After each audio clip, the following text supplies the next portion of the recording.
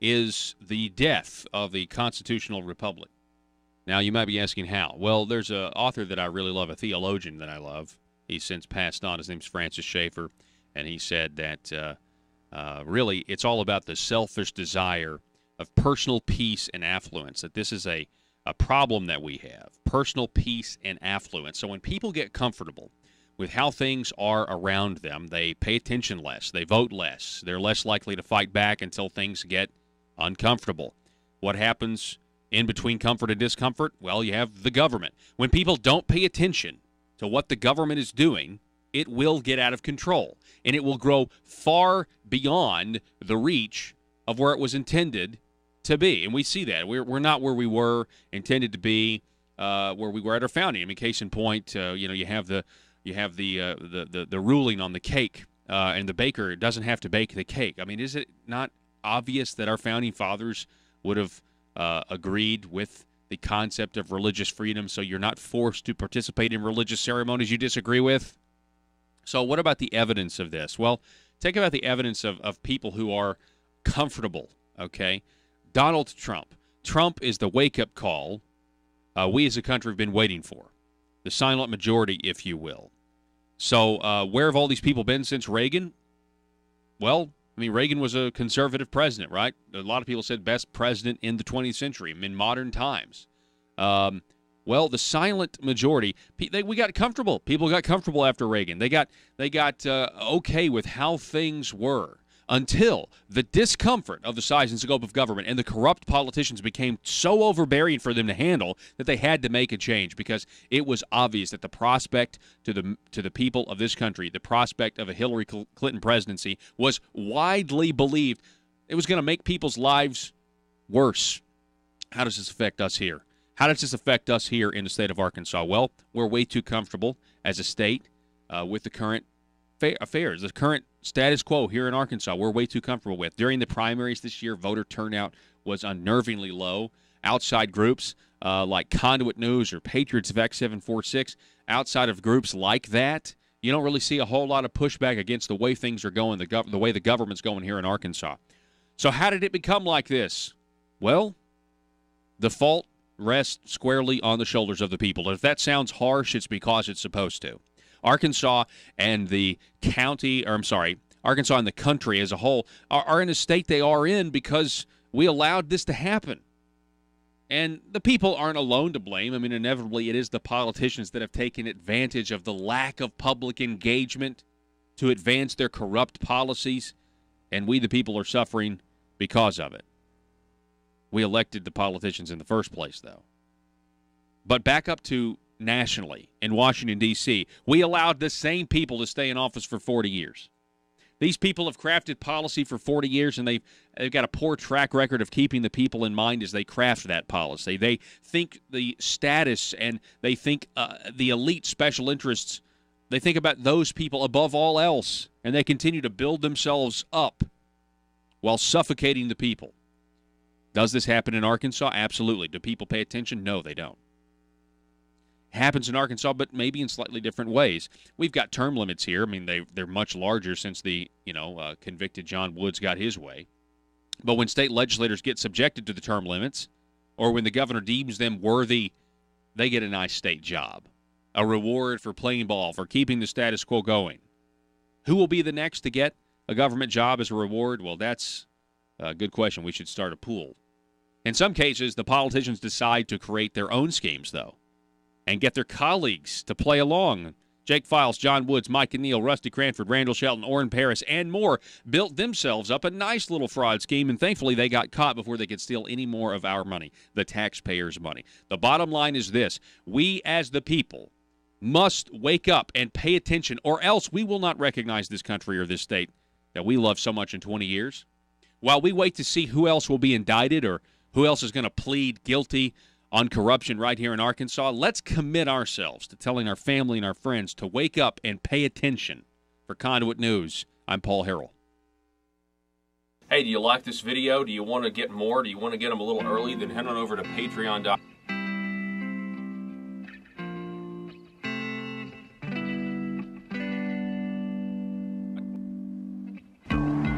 I think it's time we ask ourselves if we still know the freedoms that were intended for us by the Founding Fathers.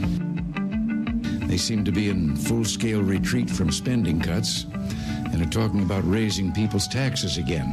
And I have only one thing to say to the tax increasers. Go ahead, make my day.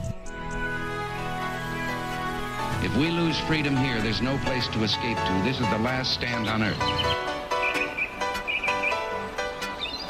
Those who would trade our freedom for security have embarked on this downward course.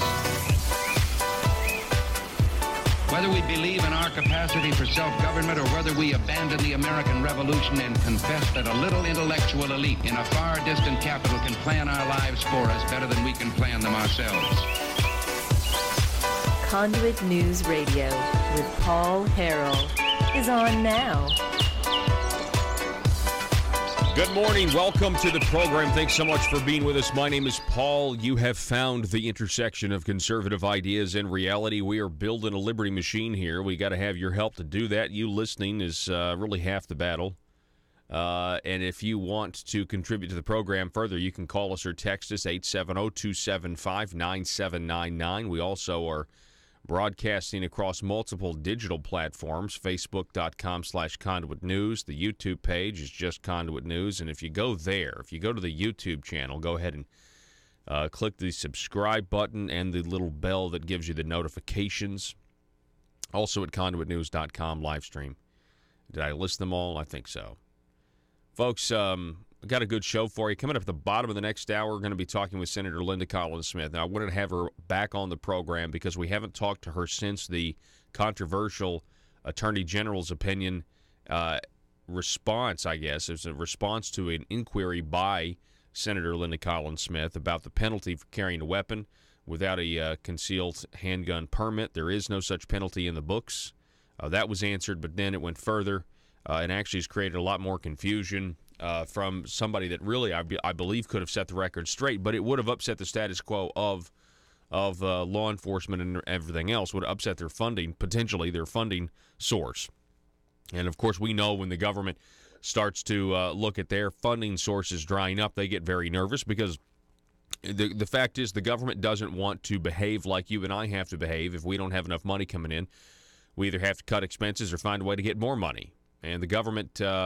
Well, the government's pretty efficient, actually, about getting more money. But when it comes to, let's say you're on a fixed income or you get less, you gotta trim the fat, right? Maybe you don't need this subscription to Netflix or whatever. The government really doesn't want to do that. We'll talk more about that throughout the rest of the program. I want to talk a little bit more about the internet sales tax. We've got some good news out of the Arkansas Senate, and I can't believe I'm saying it, but we do when it comes to transparency. We'll get to that as well. Do have some bad news still, I think, coming out of the task force with them continuing to talk about raising taxes. Now, they claim they're going to offset them over here, but it's still a tax increase because you're going to end up having more people paying taxes while over in this category, the cigarette category, it's very easy to demonize people who, decide to go and sit in tanning beds and smoke cigarettes. Those are the people that we want to tax because we can, they think. Not to mention there's a very socialistic argument now being talked about. I hate that everything comes back to Obamacare. I really do. I hate that everything comes back to Obamacare, but it's not a surprise that many of these people bend over backwards to support a socialist health care program still alive in the state of Arkansas through Medicaid expansion. And now they're coming out and saying, well, we should tax cigarettes because if you smoke cigarettes, you make our health care costs go up. And because it's now the government's responsibility to pay for everybody's health care, right? That we're all born into this world enslaved to one another. Because of that, now it's okay to raise taxes on cigarettes. Now, I don't know if they're going to raise taxes on fast food because diabetes and obesity is a pretty big deal, right? Maybe fast food. Who knows? If I'm responsible for your health care, though, you can make the economic argument all day long. I disagree with the whole premise, though. I shouldn't be responsible for your health care. You shouldn't be responsible for my health care. Your freedom ends where mine begins, and vice versa. The number 870-275-9799. Before we get to any of that today, I want to start with a little bit of national news. Maxine Waters. Did you hear about this? So Congressman Maxine Waters, I mean, she has got the Trump derangement syndrome. Trump derangement syndrome is something a lot of people have tried to define it. I've witnessed it. Personally with some acquaintances and friendships that I have. The election of Donald Trump, because of the mainstream media, because of them buying a lot of really leftist spin and maybe some successful indoctrination from the leftist media over the course of several years, the election of Donald Trump has really messed people up. I mean, I think some of these people need therapy. I really seriously do. Or they, just based on their behavior, this is just the way they respond. Now, maybe this is, and I've tried to put myself in their shoes, maybe this is how they believed conservatives were reacting when Obama got elected, but I don't think it was nearly this bad. Right, exactly. I think if you're, this is going to make people mad, but if you're a conservative and Obama was a wake up call, it really just meant, well, okay, well they're going to tax me more. I didn't build my own business. Well, guess what? I'll just work an extra 10 hours this week. That'll show them. I mean, that's really what most conservatives were doing. I mean, they would also talk a good game, but they weren't unable to go on and continue with their daily lives. They didn't need the safe spaces. They didn't need the therapy that some people are seeking because they just can't handle losing. This entitlement generation, this participation trophy generation, they finally lost one. And the only reason they lost is because they wanted to be on the winning side, right? And they assumed that the media, which was telling them Donald Trump can never, ever win. There's no way Hillary can lose. And then it happened. And they're like, wait a second.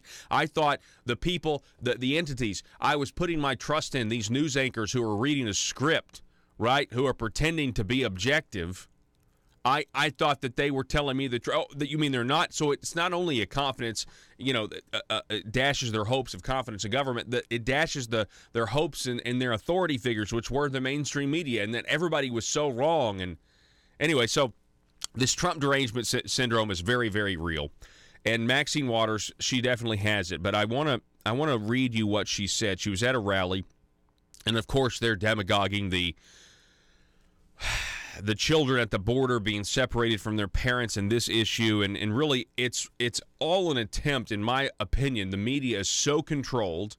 This is a way to distract. Last week we should have been talking about the Inspector General's report. We should have been reading it. We should have been looking at what was inside of it, and nobody wanted to do that, did they? Right?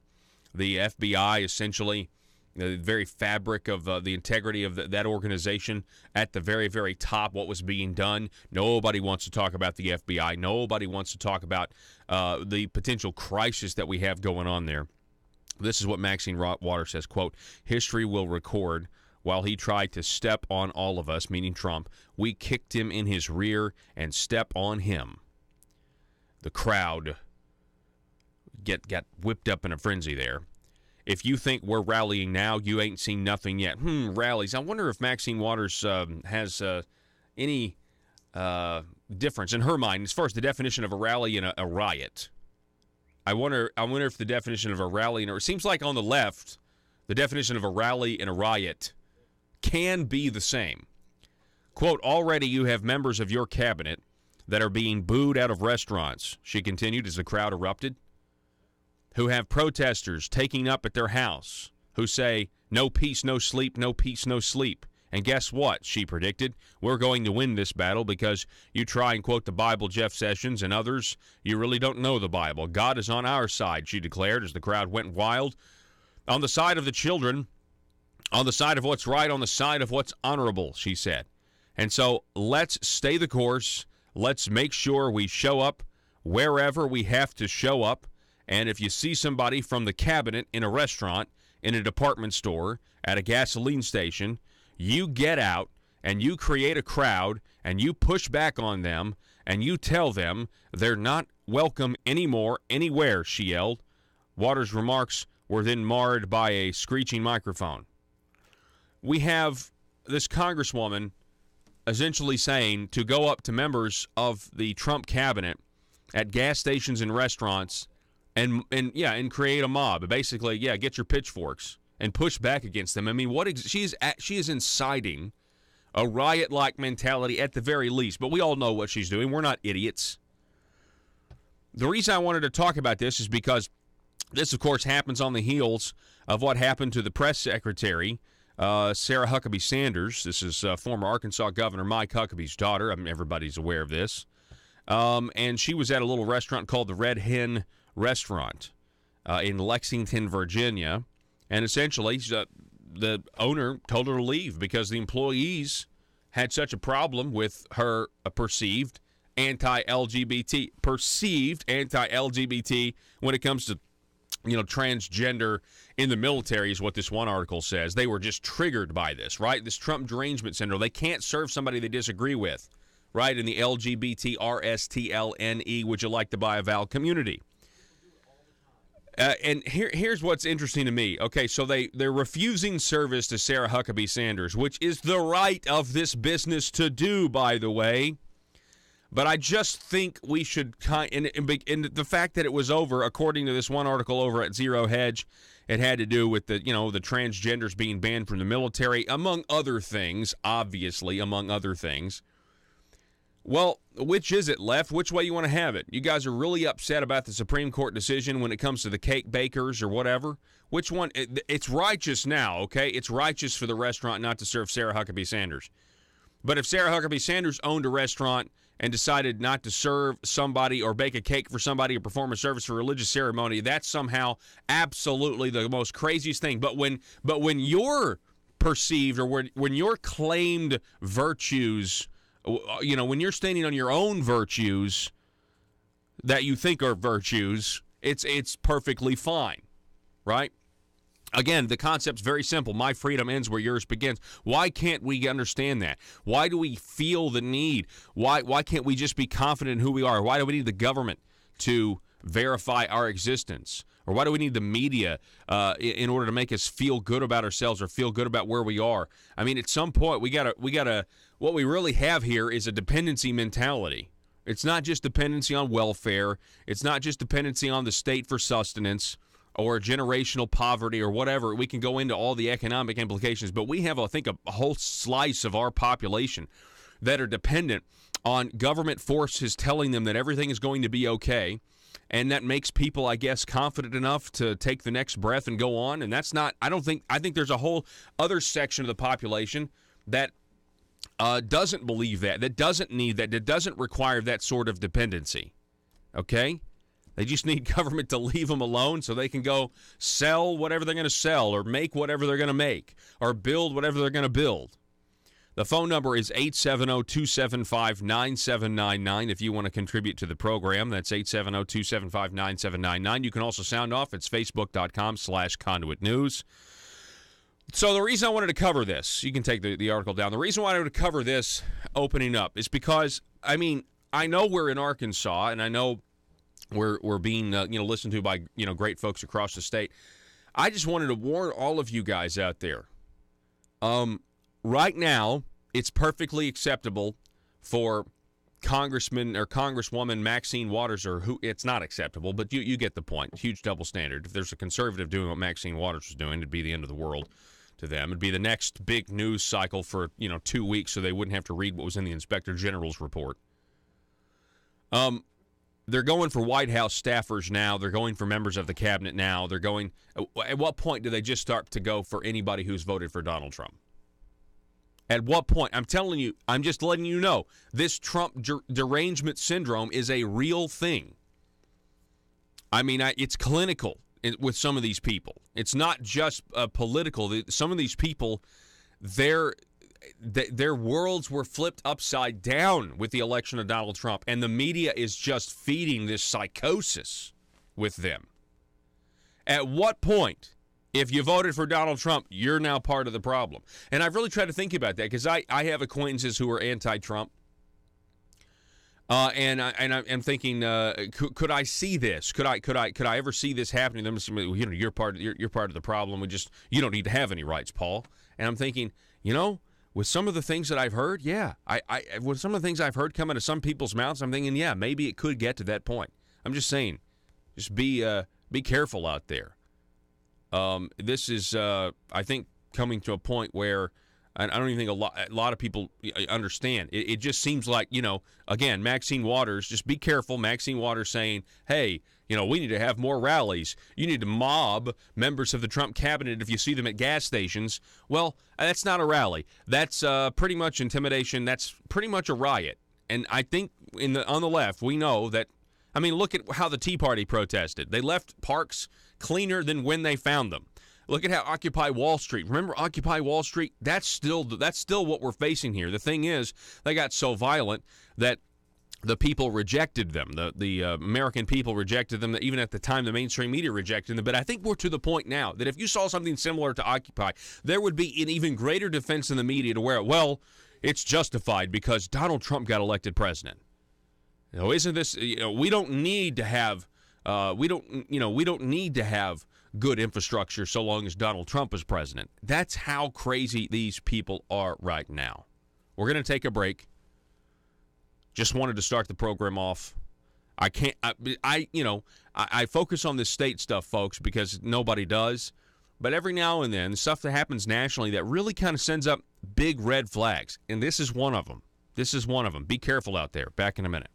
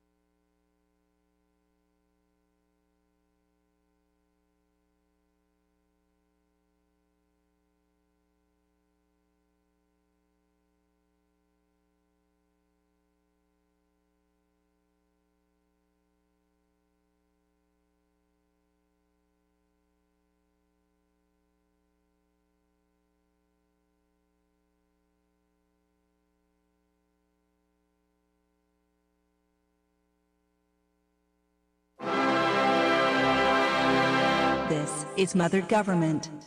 My people. The promised revenue gathering to fund my motherly goals, such as the Arkansas Works, Obamacare, private option has commenced. I have asked my representatives and senators to execute my will concerning new revenues from the tires you use to drive on my roads, the candy and sodas you consume and purchase in my stores, and the digital products you download on my internet. Your sacrifices and tributes, which are owed, display a measure of obedience, but there are still collectible sacrifices I require from the people to increase the work and size of our great government of Arkansas. There are two matters left unresolved. 1. I require a general tribute for all purchases made on my internet. Not just digital products, but all products. My dear children, there are those who would thwart my motherly goals of progress. If you see them, please combat their misguided notions of freedom by using phrases like mom and pop, and tax cheat. 2. I still require more revenue sacrifices concerning your consumption of my gasoline. I require your undying loyalty on the subject. Subjects, in conclusion. More revenue is good. Static revenue is bad. This message was brought to you by your stewards, aristocrats serving Arkansas. Thank you, my children, in advance for your required and expected obedience that keeps society safe and prosperous. And always remember, from cradle to grave. PHP Parody.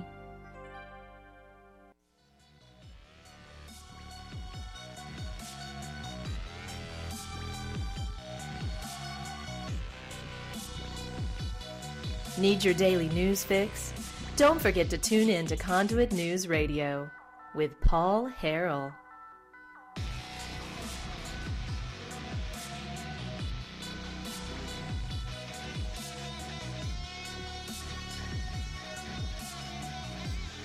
I guess sometimes you just wonder if logic, if you can even reason sometimes with the opposing side. You know what I mean? It is, and somebody was saying, on the Facebook feed, they were saying, you're talking about the radical left, Paul. Sometimes I worry about those on the right. Yeah, you got to worry about those too. The ends justify the means is something that can be used to, justify terrible things, and it can also be used to justify slight deviations that over the long run, if you continue, is going to have disastrous consequences, kind of build up, economic consequences. I feel like we have establishment progressive Republicans in leadership across this state, the state of Arkansas, that use the ends justify the means to kind of get where they need to go. They call it pragmatism, which is really a way of governing devoid of principles. And we talked a little bit about this last week, and that if that's your philosophy, then that's why we constantly have these reoccurring players running the same play against the people of the state of Arkansas. The same play. You show me the players, I'll show you the play. It's not just a deviation on the one thing that Arkansas did in 2013, which is, the largest expansion of government in the state's history when it comes to Medicaid expansion for able-to-work adults with no children, okay? It wasn't just the Republicans that, we just disagree on this issue. It seems like the same group of Republicans now disagree on what the definition of a tax cut is.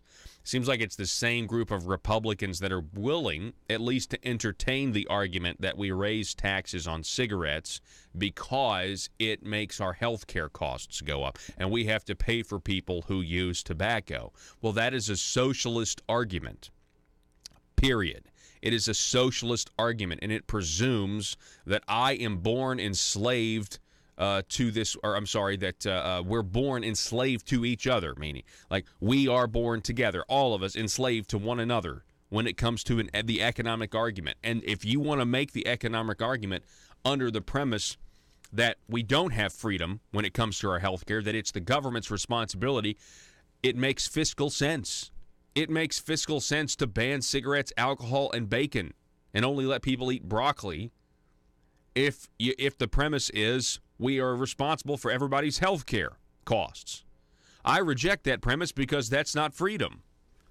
But we're under a situation now where you have this guy from the American Cancer Society show up at the task force, and he says, "Oh, by the way, you need to raise the tax on cigarettes because not only will it help you guys get the revenue that you're looking for, but also healthcare costs."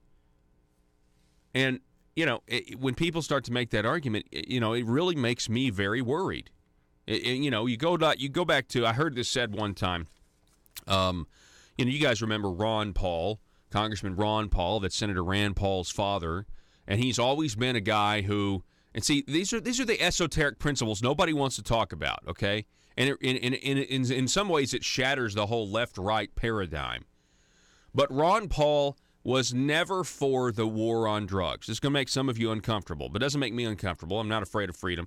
I'm not going to run out tomorrow if heroin was legal, and I'm not going to go try heroin. Now, a lot of people would disagree with that statement. I mean, I don't know how you disagree with me saying I wouldn't try heroin if it was legal tomorrow. But Ron Paul was on the principle. He was always against the war on drugs. He was like, it needs to just let people have freedom. It needs to all be legal. It's very controversial. It's not as controversial as it used to be.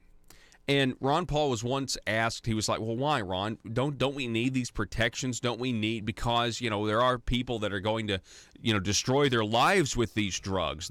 And he says, you don't understand. I oppose the use or the government regulating what you can and can't put in your body, because the moment you allow the government to tell you what you can and cannot put in your body, eventually you won't be able to have a donut. Now, I want you to think about that for a second. That's prophetic, because that's exactly why Michael Bloomberg and Bill de Blasio are so obsessed with 64-ounce sodas, because sugar, you can't put sugar in your body. We're already there.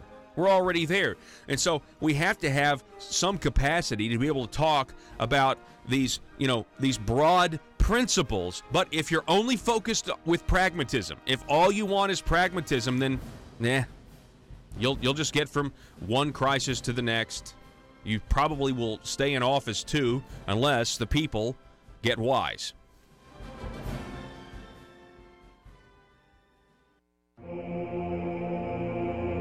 It's Conduit News Radio with Paul Harrell.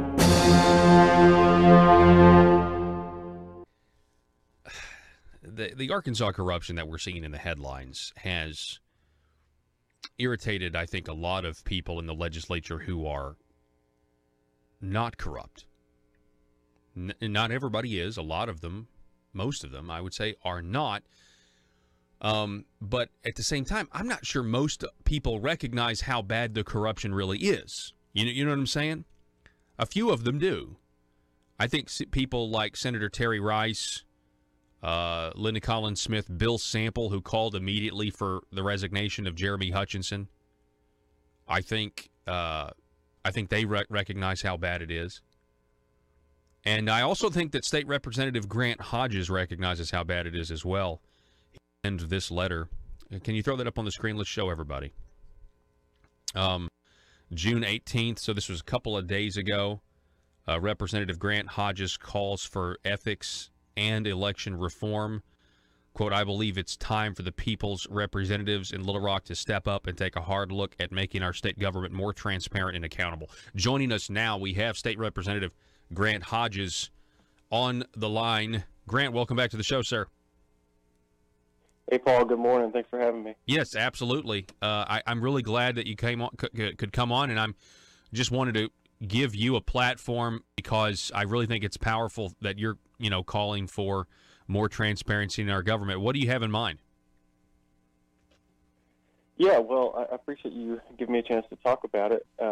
Really, what I'm proposing or thinking through to maybe tackle this corruption issue that we're having, or at least offer some ideas, because I haven't seen too many ideas, at least for legislative changes. The first is one that some other folks have discussed already, is disclosure from our candidates and elected officials. So, just tightening that up and looking at what the federal government requires and what other states around the country require for their elected officials to disclose. I think we all know there are some gaps in our current disclosure system. If you're an attorney or if you're doing consulting or something like that, then it's pretty easy to mask how you're getting your income. Second is looking at how the state could improve our investigations and prosecutions of public corruption. So, my question lately has been, why does it seem like it's only the federal government, only the FBI and the U.S. prosecuting attorneys, U.S. Attorney's Office who's investigating and prosecuting these cases?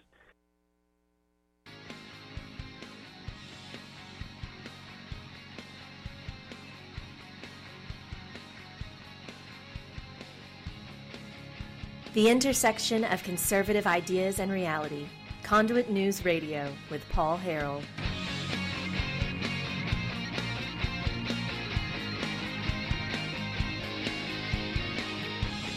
Okay.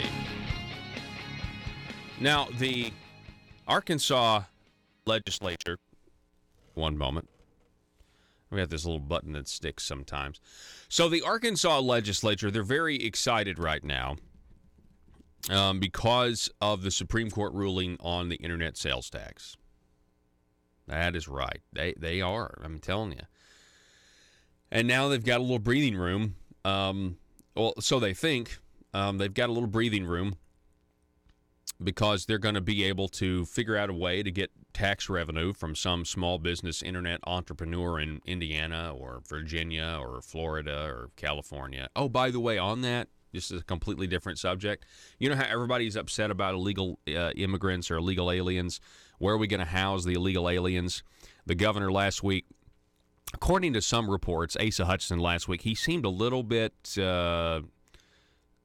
sympathetic to the idea of using the Little Rock Air Force Base, but Congressman Frenchhill said absolutely not, and then you had Tom Cotton's office reportedly said he was against it, and then the next day Asa was firmly against it. He said he's not in favor of this, this happening. So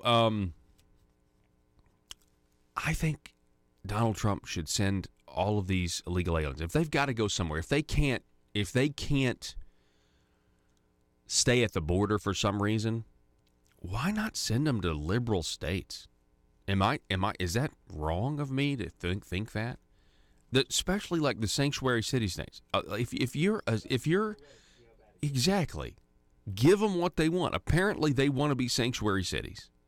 So if there are facilities like in San Francisco or in California, and you've got these people with these sanctuary city policies, and they have facilities, I just think the federal government should put them there. I saw a story about this where people in California were mad at the idea that that's what's going to happen, but what do you expect? I absolutely think they should go to blue states. If you're a blue state, then your facilities or whatever that, old military bases or current military bases, you should get ready to receive these illegal alien families if they've got to go somewhere. Now, what really should happen, and there was a report out I saw on this that if you want to get reunited with your kids, then that's great, but sign this order saying that you're willingly being deported back where you came from. I'm telling you, Dan on Facebook writing, yes, send them to California. Exactly, Dan Borum writing that. I just think that's an interesting proposition. But anyway, I digress. The internet sales tax. All right. So the Arkansas legislature's excited about this because they are going to have a new cash cow, new revenue. And I'm telling you right now, the argument for raising the internet sales tax or creating the internet sales tax, it was a brand new sales tax on out-of-state sellers. The pragmatist's argument was it was a tax that was already owed, but it wasn't a sales tax owed. We don't owe sales tax here in Arkansas if you buy something online. You owe a use tax, and then there's a difference. There's a difference. They're two different things, a use tax and a sales tax. The sales tax is placed on the business, okay? That's what this whole Supreme Court case was, and so Jake Files was the lead sponsor. That's right. Convicted, pled guilty to stealing money. Jake Files was the lead sponsor of SB 140, and it was admittedly an unconstitutional bill. Now it is no longer an unconstitutional bill, according to the Supreme Court last week. So now they can run this bill and they can force businesses outside of the sovereign borders of the state of Arkansas, which, by the way, Arkansas's borders aren't really sovereign anymore, are they, when it comes to economic tax policy? We're not a sovereign state. I mean, we're not, because the state of Missouri can tell Arkansas citizens they have to pay a Missouri tax. It goes both ways, folks. And when will California levy the carbon tax on the citizens of Arkansas because of our coal-fired plants? How long will it take? Probably about 10 years. This is just me spitballing. But in about 10 years, after the dust settles, there will be states that will use this same precedent to try to force carbon taxes on other citizens. And if they can show, damage or they'll probably also use water cases. So, I mean, the way the weather travels, probably, pollution. But if they can show that the pollution is actually, hurting them in some way, they might use other, like, river disputes between states that have rivers that run between each other, that sort of thing. They might try to use that as precedent if they can. But point is, it's going to happen. Maybe not to Arkansas, but let's just say if you're a state that's bordering California, I would be very, very worried. 10 years, it's going to happen. But the concept of state sovereignty when it comes to economic policies has just been, the Supreme Court took a blowtorch to that notion last week.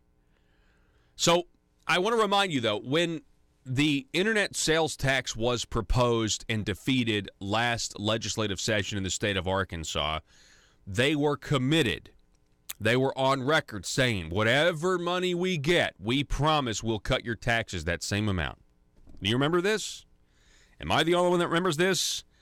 Anybody at the Marble Palace want to dispute me on this? You guys were running around saying if the internet sales tax, whatever, if it generates $130 million a year, we'll cut your taxes by $130 million a year. We promise. We promise.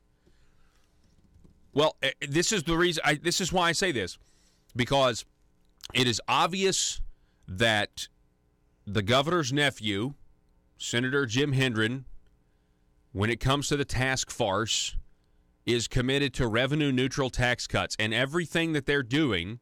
Now, it's not I don't consider that a tax cut, but I'm just saying, quote, revenue-neutral tax cut, end quote.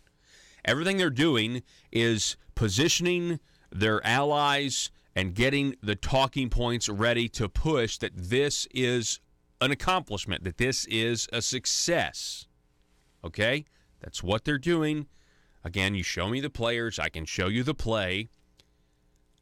And my question is this. Will the new sales tax revenue that is inevitably going to be coming in, $130 million, $150, I think it's probably going to be more than that when it's all said and done,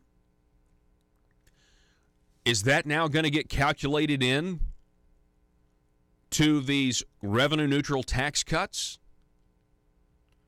or not?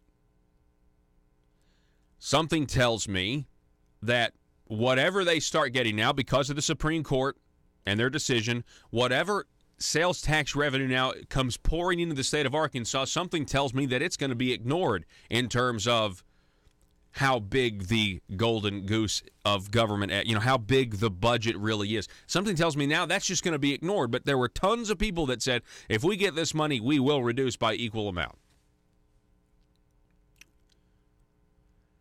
I mean, you tell me, what do you think is going to happen? It all depends on your principles. It all depends on your mentality. If your mentality is to mislead the people with carefully crafted language, then you might ignore it. If your mentality is to protect the size of government that it is now at all costs, you may ignore it, or you may be committed to revenue neutral. But if your real goal is to hide the fact that Arkansas has no money and actually needs even more revenue than we're getting from the people now,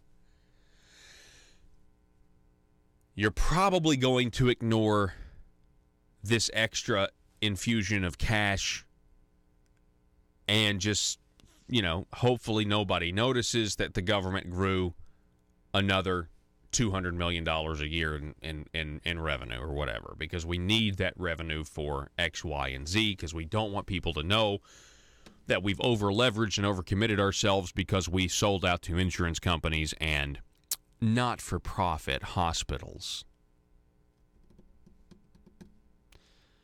Now, these are the difficult questions that really face us as a state, and what we need are leaders who are willing to lead us out of it. Now, I'm going to actually tell you a positive story about the Arkansas Senate coming up at 7:05, and it's one that needs to be told. There does need to be credit where credit is due. The Cato Institute, though, not too happy with the internet sales tax. Let me see here. Did I not get that? Joe, will you I don't have that on my screen. Will you throw up what the Cato Institute said? I know it's on your screen about this internet sales tax. Yeah, here we go. The Supreme Court clicks the wrong box in internet sales tax case. It is by Ilya Shapiro. By removing the physical presence requirement for charging state taxes on internet sales, the Supreme Court in South Dakota versus Wayfair has thrown this area of law into disarray. South Dakota's tax kicks in at $100,000 or 200 transactions, but other states might set other thresholds or leave it unclear. Overturning bad precedent in and of itself isn't bad when old cases are really wrong and create unworkable legal regimes. They deserve to be overturned. But here the court is saying that Quill is out of step with modern Commerce Clause precedents. That's the wrong way to go. The court should be conforming its jurisprudence to the original meaning of the constitutional clauses, not conforming the Constitution to the times.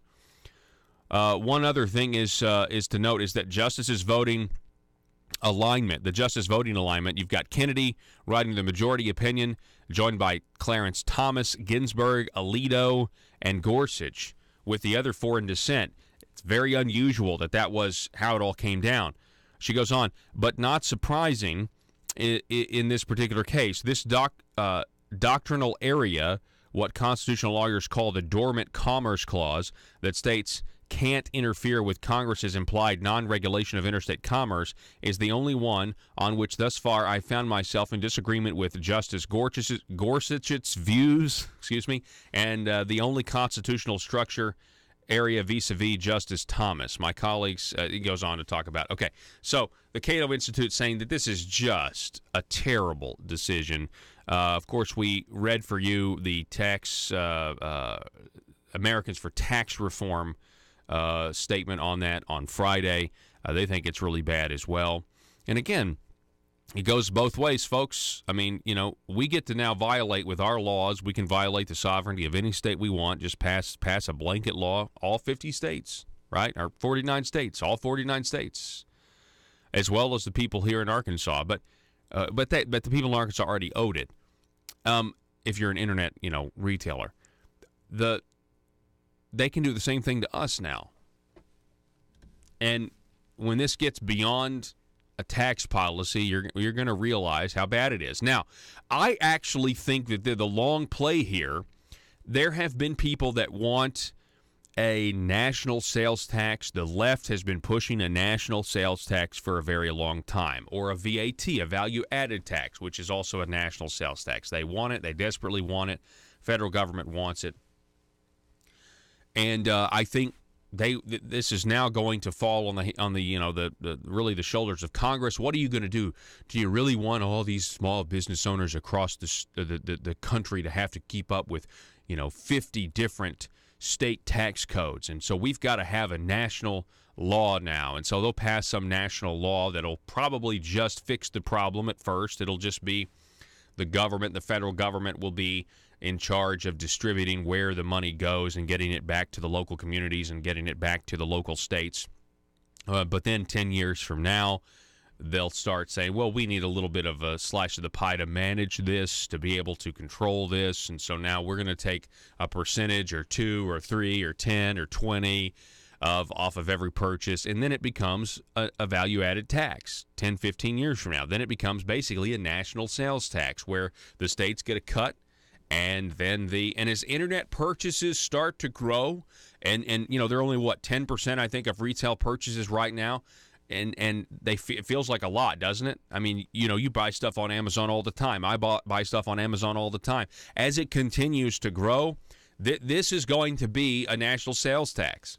When it's all said and done, it's going to be a national sales tax where part of the money is the federal government gets a cut of, and then the states get the rest. Mark my words. That's where we're headed. On top of the income tax, right? I'm still going to have that federal income tax, and the only way to limit the size of government is to give them less money. And they've got what they wanted. It took them long enough, but they got it. I mean, it was fun while it lasted, a free, open, unregulated, untaxed internet. Wasn't it fun while it lasted, folks? But they finally got what they wanted. They were digging another trench, another tributary. How can we get more of the people's money? And the Supreme Court has now paved the way for them to essentially, open the dam, let the tax money start to flow, and the government will grow as a result. The phone number is 870-275-9799, 870-275-9799. Still no official word from the task force as to what their definition of a tax cut actually is. Does it mean less money going to the government than going now and a decreased burden on the people? Or does it mean, well, we're going to decrease the taxes over here, but we're going to raise them over here, and that's what we call a tax cut? I would disagree. We need relief from our taxes, which means we need less money going to the government than is going to it now. That is an actual tax cut. I wish we could agree on that definition. We're going to take a break. Back in just a moment. Buy, sell, and trade at Triple R Pawn in Ash Flat. Firearms, computers, sporting goods, musical instruments, tools, jewelry, and everything else you can think of. It's all at Triple R Pawn at the Light in Ash Flat. Gun enthusiasts, log on now to TripleRPawn.com and browse their amazing inventory. That's TripleRPawn.com. You can also call them at 870-994-PAWN. That's 870-994-7296. Let the great team at Triple R Pawn help you find what you're looking for. That's Triple R Pawn at the Light in Ash Flat, TripleRPawn.com, or call 870-994-PAWN. Russellville-based firearms manufacturer Omega are making clones of the most notable German firearms in the world. These delayed rotor-lock firearms have been and are currently used by law enforcement and military worldwide. At Omega, they manufacture their guns right here in Arkansas and produce the best reproduction in the marketplace that comes with a complete 5-year warranty. At Omega, they take firearm manufacturing seriously and offer discounts to active and retired law enforcement. Whether you're using Omega firearms to defend the public, defend your family, or for target practice, Omega has your back. For pricing, go to omega-guns.com. That's omega-guns.com. If you're like me, you believe that small business is the heart of Arkansas's economic engine, and it should be viewed that way by the politicians in Little Rock. Conduit for Commerce also believes, like you and I believe, policies that achieve less regulation and lower taxation help small business in Arkansas thrive. Other policies like small, constitutionally consistent government and reducing citizen dependency on government keeps it from growing and expanding its influence on our daily lives. Conduit for Commerce works every day to educate the general public and legislators on these important priorities in the name of Arkansas small business. By the way, contributions to Conduit for Commerce are tax deductible. Log on now to conduitforcommerce.org and click on Contact Us on the right side of the page. That's conduitforcommerce.org. Go there now and learn the facts on protecting small business in Arkansas.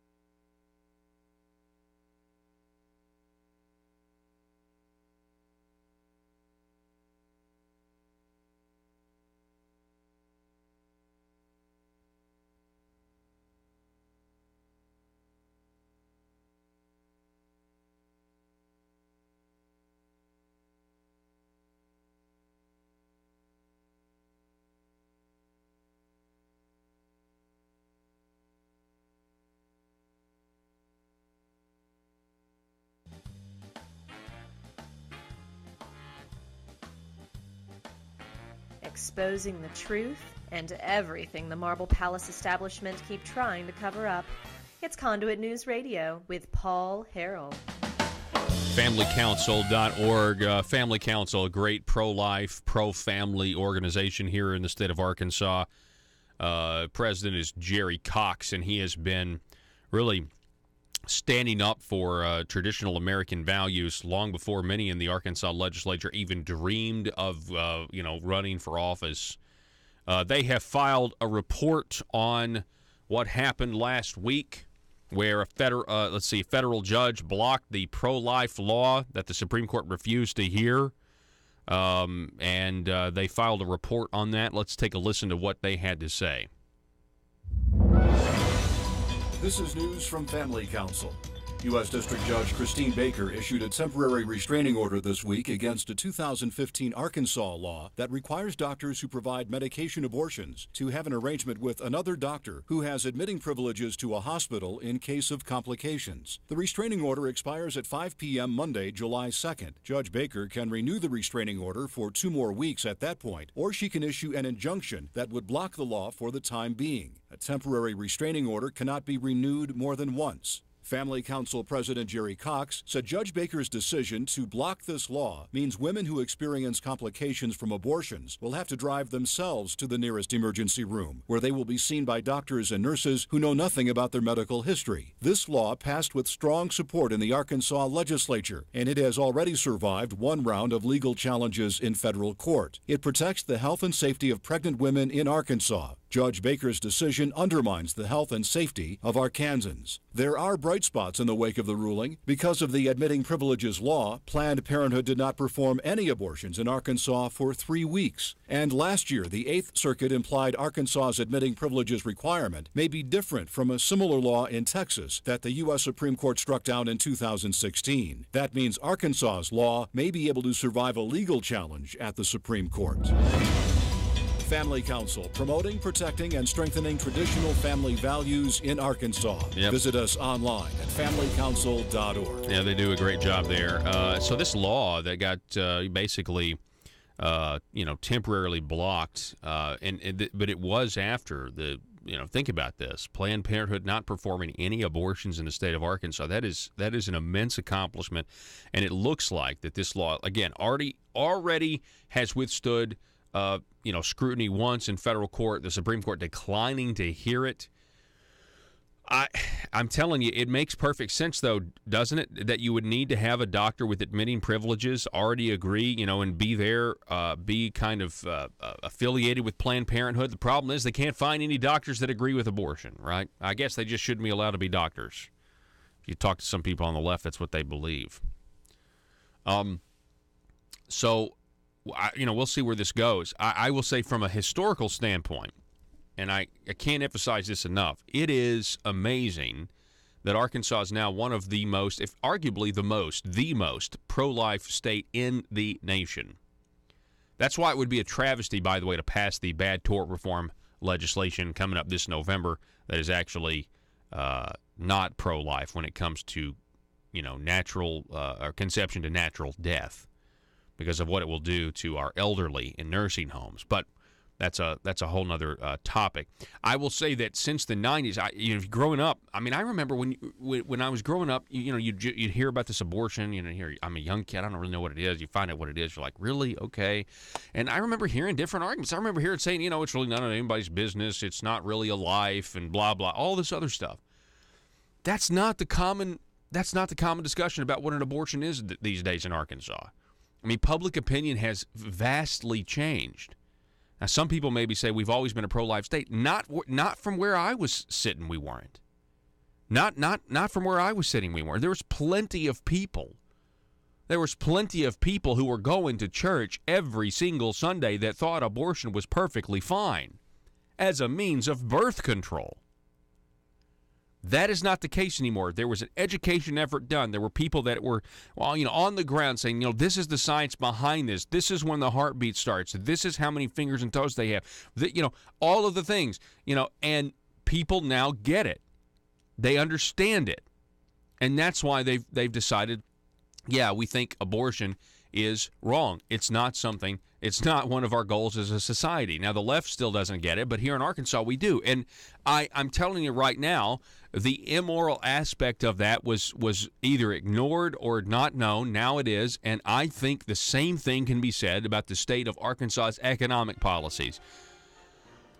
People don't tend to look at economic, tax, regulatory policies as a moral issue, but when you realize that economic freedom is a prerequisite for other freedoms, but that takes education. And right now, with many of the progressive Republican leadership that we have, that's keeping and stifling the true conservatism that you do have in some representatives down at the Marble Palace. Until we're going to have to keep educating our fellow citizens about the realities of, fiscal responsibility, not spending too much, not taxing the people too much, actually agreeing on what the definition of a tax cut is and what a tax increase is. We've got one more hour coming your way next. Good morning to you. Thanks for listening. We can't do the show without you. Back in just a moment. The news and talk of Northeast Arkansas. This is News Talk 101.3 FM and 12:30 AM KBTM, Jonesboro, an EAB radio station. Because it's not, public corruption is not just under the purview of the federal government. Why do you think that is? Have you got an answer when you ask that question? Yeah, the answer I've gotten so far seems to be that,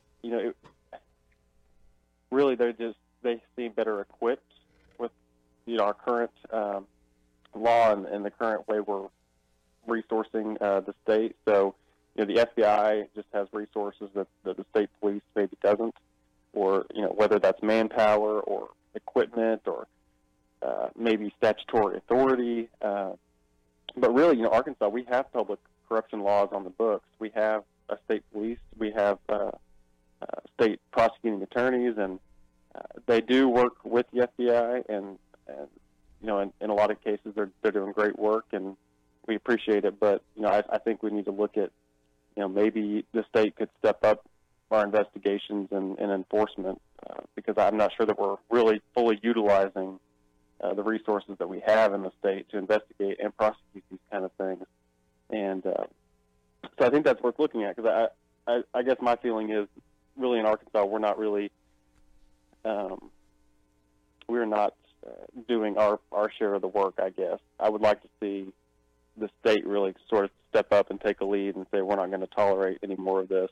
Mm-hmm. And we're going to give our state the tools to investigate and prosecute corruption, so that it's not just the FBI and the U.S. attorneys that are handling these cases. I think that's a really good idea, and I've asked the same question. Where is the state of Arkansas when it comes to this whole thing? And a lot of the new Senate ethics proposals has to do with members. I guess I'm going to use the word tattling on each other, and the idea is like that they are going to police themselves. They are going to grade their own papers. That's kind of, I don't know why that's not happening now. I mean, I know they want to do something, but I kind of am skeptical. Why hasn't that happened now? There's nothing stopping many of these people from going to the Ethics Commission right now, and that hasn't happened. You talk in your letter, we're talking with State Representative Grant Hodges from District 96, and that's out of Rogers, right, Grant? Yes, sir, that's right. So you talk about in your letter permanently changing the system, and I think that's a really good goal. You say too often our policies are reactive and a whack-a-mole approach. What did you mean by that? Yeah, so I actually started writing this back in February. I pulled it up the other day, and I started writing this back in February. And so, it's not a reaction to anything that's recent. Obviously, things have been happening lately, but too often in the legislature we just sort of respond to the issue of the day. We're not really trying to think more long term. And so I know some folks think, well, these cases are being caught. These bad actors are being caught, and they are being prosecuted. They are being punished, and that's true. A lot of these are. But there's probably cases that aren't being caught, and the fact is it does keep happening. So we may not ever be perfect. There will always be people who don't follow the rules, don't follow the law.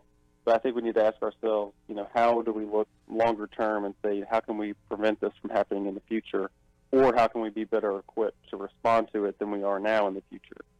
And so that's what I'm trying to look at. And I say in the letter, I think we need to look at maybe the state attorney general being involved here, maybe having a public corruption unit in the AG's office. I know I've looked around. It seems like the majority of other state AGs have a public corruption unit, and that would give us another set of eyes for this sort of thing.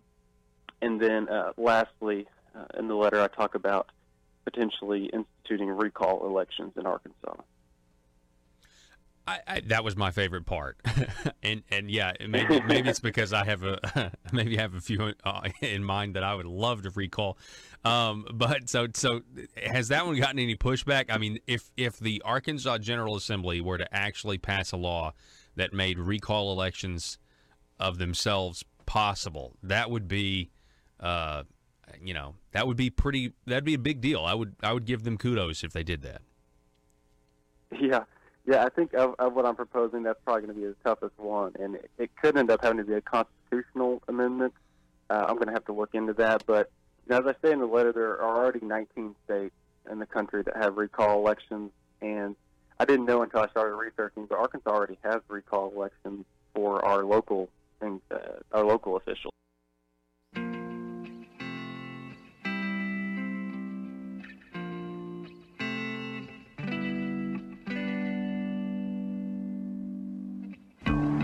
I think it's time we ask ourselves if we still know the freedoms that were intended for us by the Founding Fathers. They seem to be in full-scale retreat from spending cuts and are talking about raising people's taxes again. And I have only one thing to say to the tax increasers. Go ahead, make my day. If we lose freedom here, there's no place to escape to. This is the last stand on earth. Those who would trade our freedom for security have embarked on this downward course. Whether we believe in our capacity for self-government or whether we abandon the American Revolution and confess that a little intellectual elite in a far distant capital can plan our lives for us better than we can plan them ourselves. Conduit News Radio with Paul Harrell is on now. It's hour number 2. If you missed the first hour, feel free to check it out when you get back to your, when you get to your office. You can go to conduitnews.com and click on podcasts or video archives. The audio only is available at iTunes, the iTunes Store, the SoundCloud Store, or the SoundCloud app. Or Facebook.com/Conduit News, which was where we're broadcasting live right now, as well as YouTube. You can go to any of those channels and watch the program, and watch us finish out the rest of get the first hour of the program is what I'm trying to say. Anyway, this is hour number 2. You found the intersection of conservative ideas and reality. We're building a liberty machine, and we need you more than ever to keep listening. The number 870-275-9799. Some positive news. I have some positive news from the Arkansas Senate.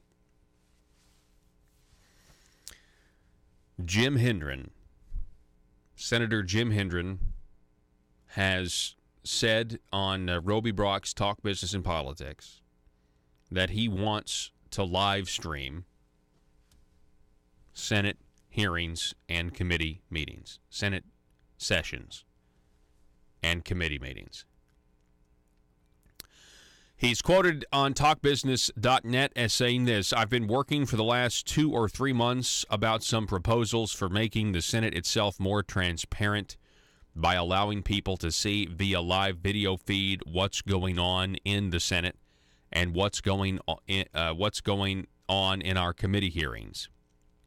I've gotten some numbers back. I'm still not very satisfied with the cost because I'm still a conservative, and spending $1 million for 15 people to watch is kind of hard."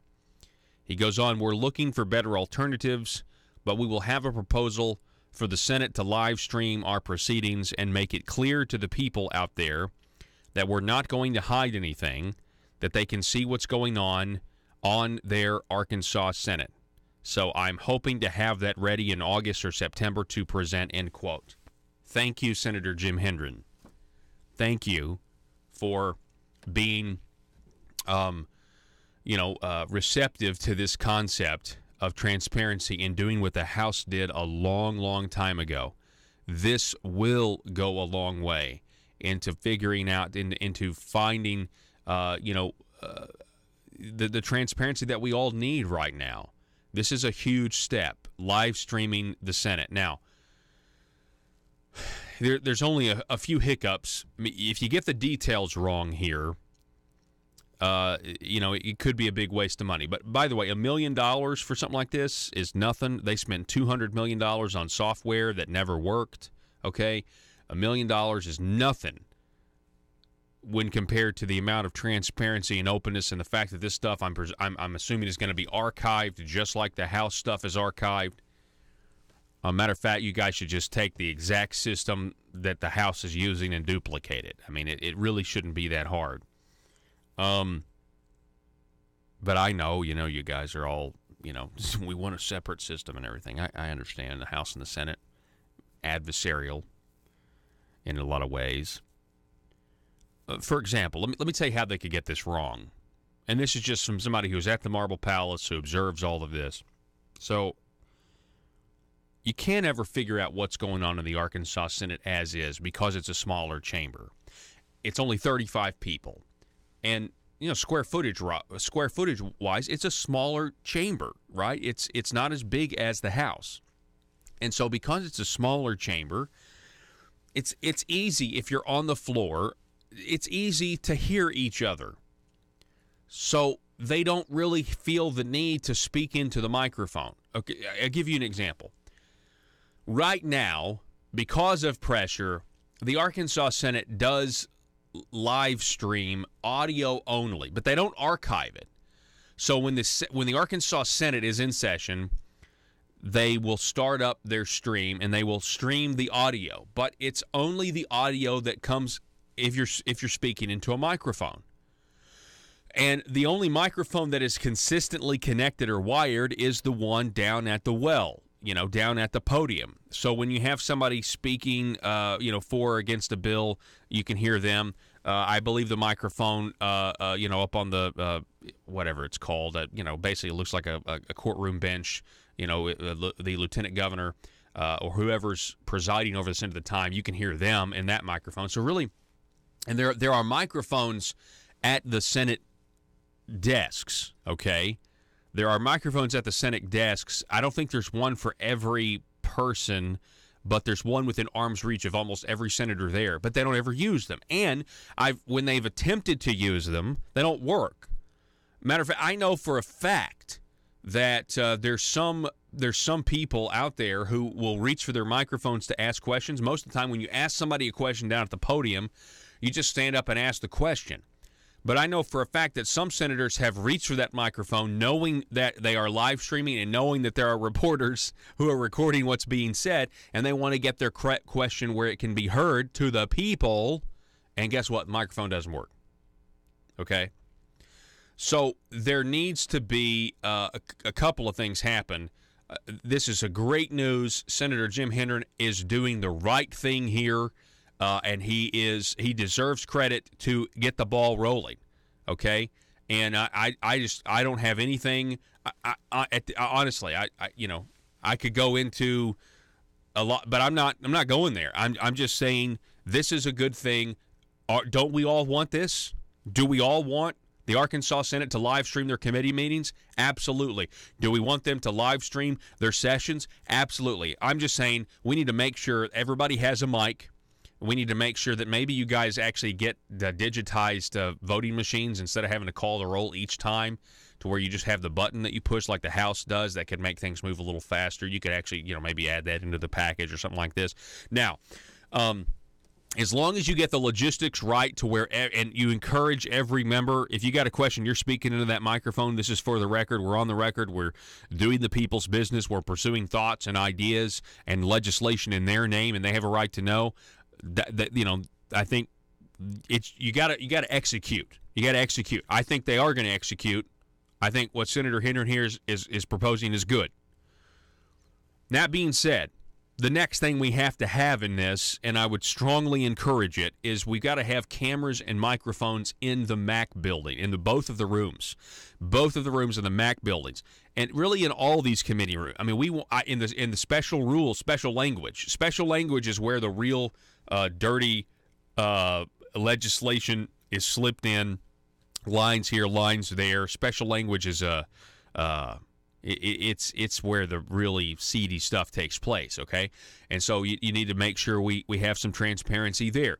A lot of these things are going to be met with resistance by people that are in the status quo. So how far do you want to take it? I feel like you should take it as far as you can possibly go with it, and you should lead and get to the point where we know everything that's said officially down there, okay? So, but the MAC building is key, because that's where you guys have your big joint sessions, and we need to have cameras and microphones there. Now, Mr. David Ferguson over at Conduit for Action has a very good insight into this very positive thing that is being proposed.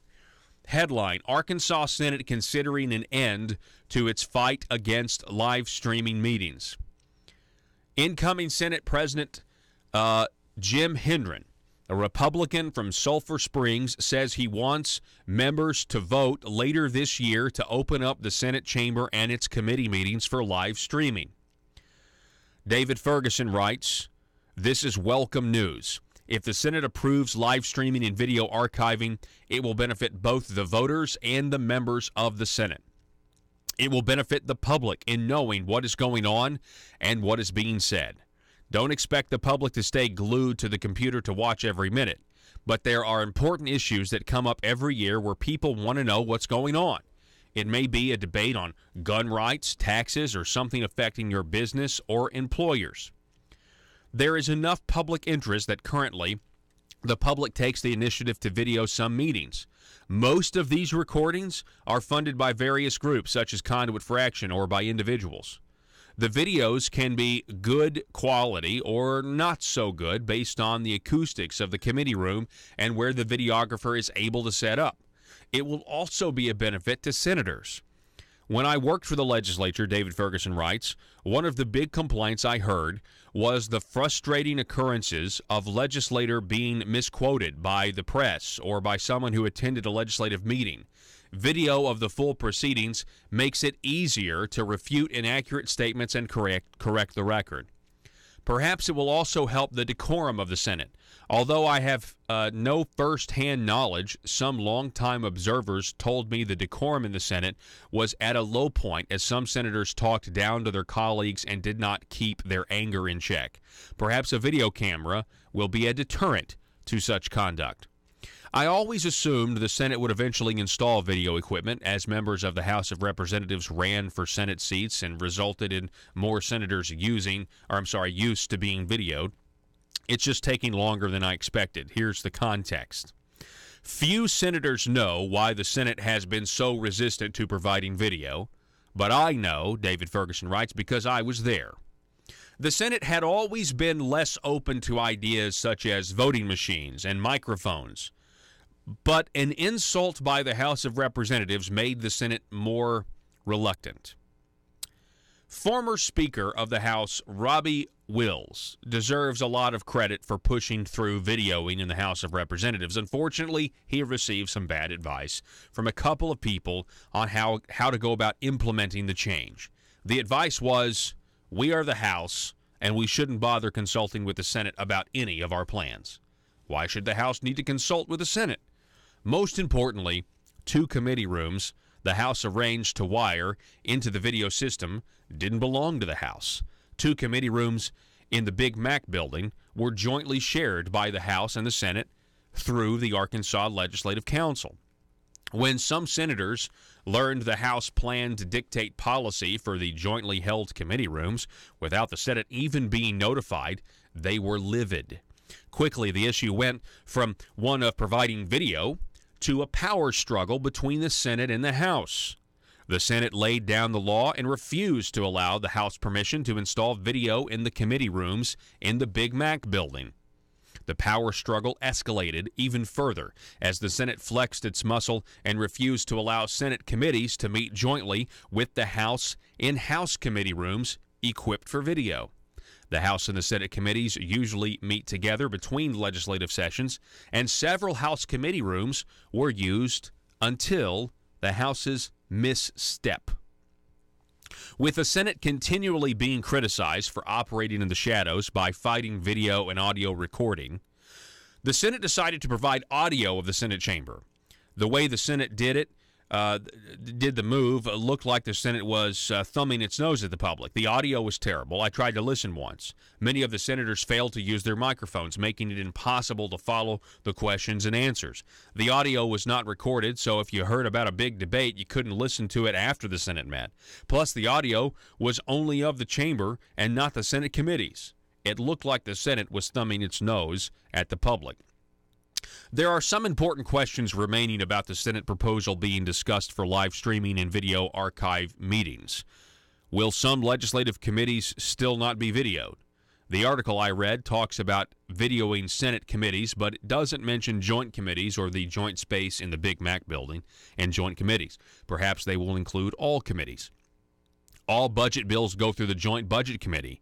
It's a joint committee, not a Senate committee, and it meets not in a Senate committee room, but the joint House and Senate space in the Big Mac building. JBC and its Joint Budget Committee and its subcommittees are extremely important. The Special Language Committee is notorious for inserting substantive changes to law in budget bills. Unlike most bills, budget bills have only one hearing. Most bills have a House and Senate hearing. It's not just the Joint Budget Committee. Other joint committees include the Legislative Council, Joint Auditing Committee, and the Joint Committee on Public Retirement and Social Security Programs. By the way, if they could get the Legislative Council to be live streamed and archived and everything else, that would be huge news to be able to keep track with what they're doing in the interim when the House and the Senate are not in session. For years, David Ferguson writes, the House has been viewed as the good guys for being more open, and the Senate the bad guys. If the Senate opens all their meetings to video, then the Senate becomes the good guys, and the people will ask, why doesn't the House of Representatives video its Rules Committee? The House Rules Committee handles big issues such as alcohol, gambling, and tobacco, and it meets in a room only a few feet from the House video control room, but is not videoed. It would be fun to see the Senate have the high ground for once, but it would also be good for the House to complete its video project after more than 8 years. Again, David Ferguson, former head of Bureau of Legislative Research. He's been there, seen it all. And again, I want to say this proposal, this pursuit by the president of the Senate, the incoming president of the Senate, the governor's nephew, Jim Hendren, to push for transparency and video and recording and archiving of the Senate and their chamber and the committee rooms is a welcome push. We're going to take a break. Back in just a moment.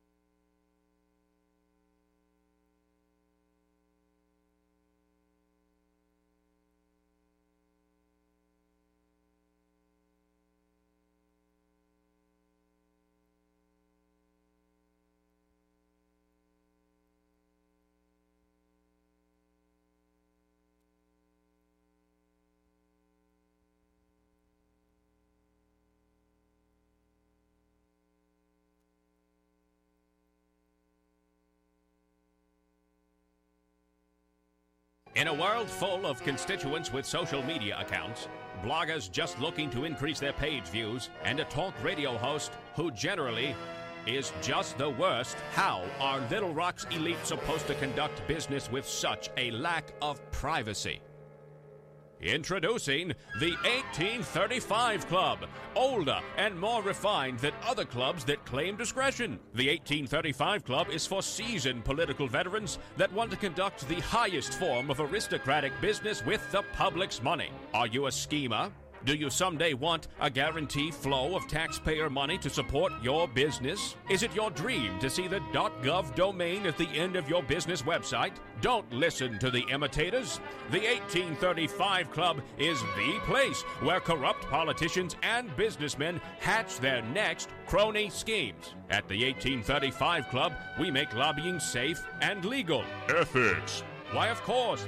All business is done in an ethical manner. Just look for the sign above the door that reads, loophole. Are you tired of the Capitol Police restricting your access to the roof after a perfectly good night of drinking? The 1835 Club has libations and a perfectly good roof. Other crony clubs that promise discretion try to lure you in by advertising bars made out of aeroplanes. Well, at the 1835 Club, instead of an airplane fuselage, we've got a space shuttle. No, not a bar. We've got an actual space shuttle that makes a daily run to the moon so members of the 1835 Club can have some real privacy away from the bloggers and taxpayers. Are you an Arkansas aristocrat? Do you want to be? It's the 1835 Club, and we work tirelessly to make sure the good old boy system remains alive and well. Join today. Disclaimer. The 1835 Club reserves the right to deny membership to anyone who has principles. Any talk of the Declaration of Independence or the Constitution must be done in jest or, at the very least, with a condescending tone. And finally, the 1835 Club will be given a 25% commission of any agreements made between politicians and the business community. PHP Parody.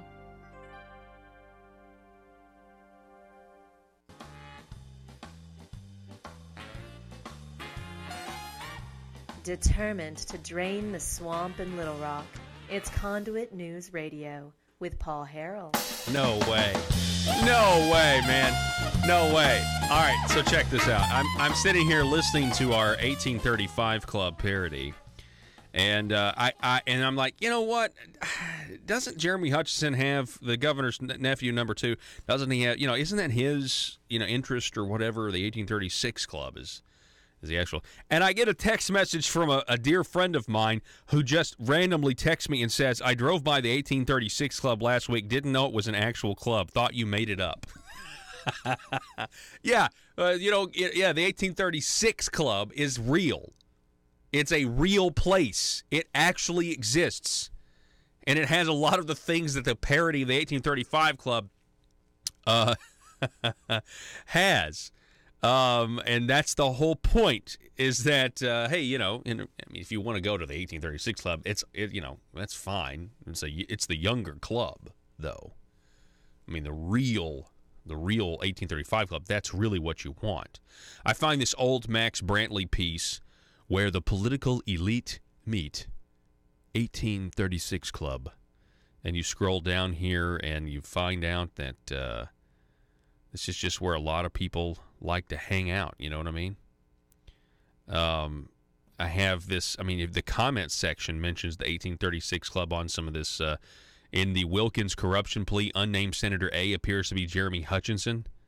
And they talk about, in the comments, that, hey, you know what they should have done? The feds just should have gone in and bugged the 1836 Club. They'd have figured out a lot of information if they just go into that 1836 Club and kind of start to listen around.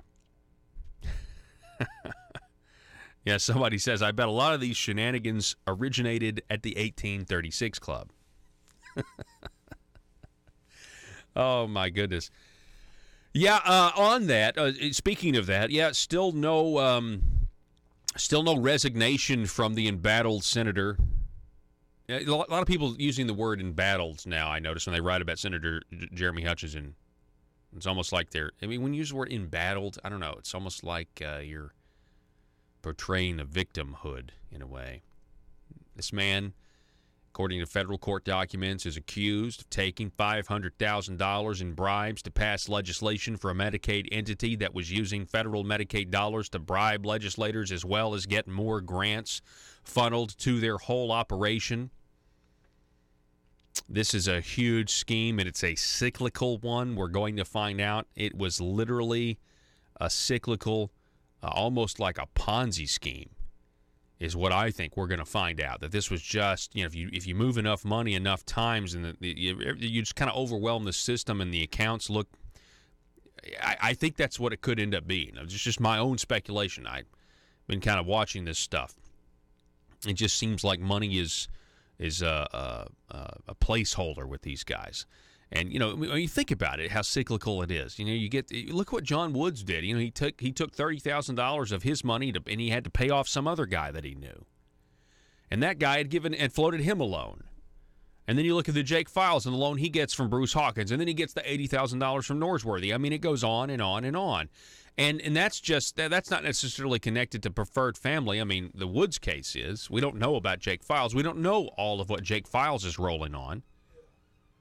Still waiting to figure that one out. Sentenced to 18 months in jail for what he did. Anyway, yeah, still no word on Senator Jeremy Hutchinson.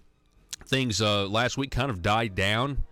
I don't know. We'll have to wait and see what else is going to happen. I'm telling you right now, I don't understand why we haven't had more movement on this. You got to wonder, where is the government in all this? Where is the justice system when it comes to these allegations?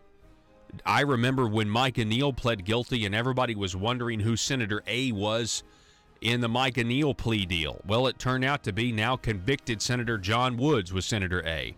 Now we know Senator A in the Wilkins plea deal is Senator Jeremy Hutchinson. What's next? So you can recall mayors and county judges and folks like that, which I wasn't aware of, but essentially you just have to get a certain number of petition signatures, which would be spelled out in the law, and if that amount of signatures is met, then it would trigger an election, and the incumbent politician would have a chance to make their case for why they shouldn't be kicked out of office. But there would be probably something like a 3-month campaign to decide whether or not to recall that official. And the reasons that I've kind of worked through are, one, right now we have basically no political remedy for removing a corrupt public official from their office. We have stuff like impeachment, or maybe we could expel a member of our body, but we haven't ever seen that happen that I'm aware of, and just because of the way the legislature works, where everyone knows everyone, and to expel a member or impeach someone, it just seems like that's never something that the bodies are willing to do. So, recall would be, I think, a political remedy for the people in that district to decide. We're not talking about a legal remedy here. We're not trying to say you're guilty of a crime, but the people of that district saying, you violated our trust. You're not who we thought you were. We don't want you to hold the position that we elected you to. And this would give them an ability to recall them from office. And then secondly, we've seen time and again in cases like this, the public official will use their elected office as a bargaining chip in negotiations with the prosecution. So, if they've done something corrupt and they've been caught, then and a lot of times, not just in Arkansas but other states, they'll negotiate and say, well, if you'll drop charge all the charges or reduce my charges, then I'll resign. And with recall, I think this gives a chance for the people to say, well, maybe we don't think you should be able to use your elected office to help you, get out of the crimes you committed. Wow. And they could make that decision and recall them from office. That's a really good point. I've never thought of it that way, about how they do use it as a bargaining chip.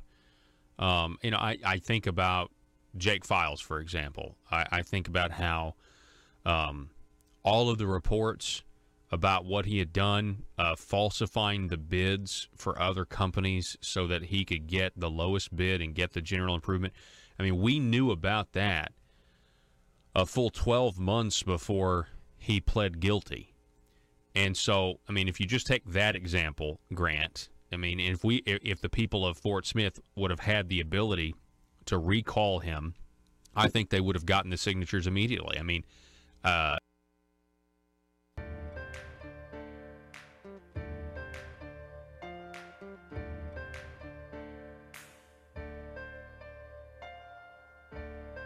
Bringing you your daily dose of truth.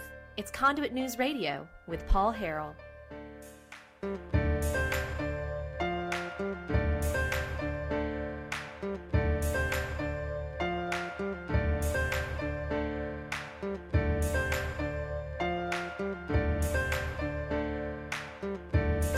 All right, ladies and gentlemen, welcome back to the program. This is the intersection of conservative ideas and reality. We're building a liberty machine here.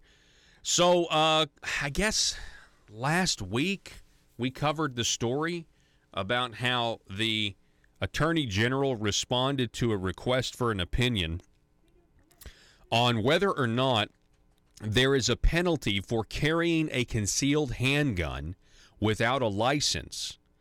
There was a letter written some 6 months ago by Senator Linda Collins Smith asking the Attorney General, Leslie Rutledge, if she could, focus solely on the question in the law, is there a penalty for carrying a weapon without a permit? And the Attorney General responded finally last week. Here with reaction, we have Senator Linda Collins Smith on the line. Linda, welcome back to the program and good morning to you. Good morning, everyone. How are you doing, Paul? I am doing well. I'm doing very well. I first of all just want to say that I really appreciate you asking for this opinion some 6 months ago, because I think everybody knows that you were trying to get the government to acknowledge the Second Amendment freedoms that we have, basically a decriminalization of possession of a weapon here in the state of Arkansas. So I thank you so much for that, Senator Linda Collins Smith. Thank you very much. I had to chuckle there and laugh. That 6 months ago, I sure did, and I appreciate that. I can tell you that's probably the most, probably on Facebook and social media of all kinds that I've and probably called about, and people that have ran into me have probably asked me about that opinion more than anything that I have talked about. Has she answered that question yet? And they really want to know.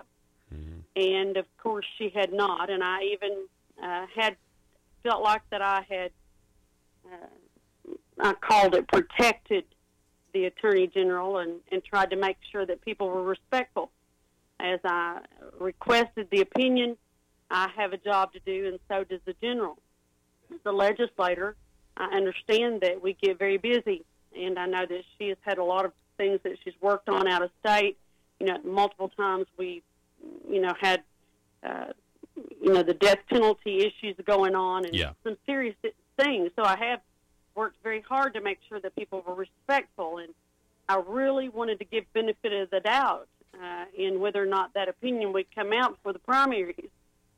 And of course it did not. Mm-hmm. And so it was very frustrating and very hard to continue to stand up and have hope that she would go ahead and come out. It's very hard to continue to stand up for that. Let's take the beginning of this. This is the beginning of her opinion, and I'll get you to respond. She writes, mm-hmm. You have requested my opinion as to whether there is a provision of Arkansas law that expressly provides a penalty for carrying a concealed handgun without a license.